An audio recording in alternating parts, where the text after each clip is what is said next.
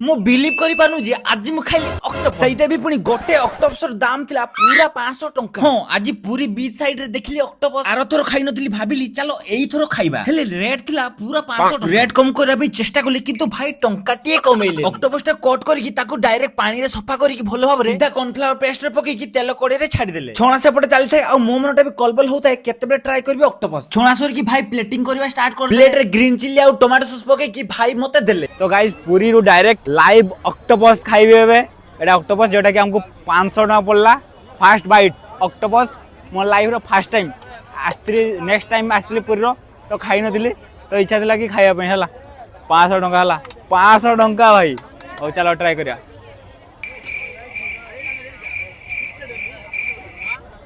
मो 500 टका पर चूना लाग गला हला एते बिनती खा लागुनी हला ऑक्टोपस टेस्ट ए जो माछो नहीं है ना माछ रो अंतवा साहेब ते अंत वाला टेस्ट लागुछ टेस्ट रे एते किछि खास नहीं हला तो एटा होछ ऑक्टोपस रो ता मुंडोटा हला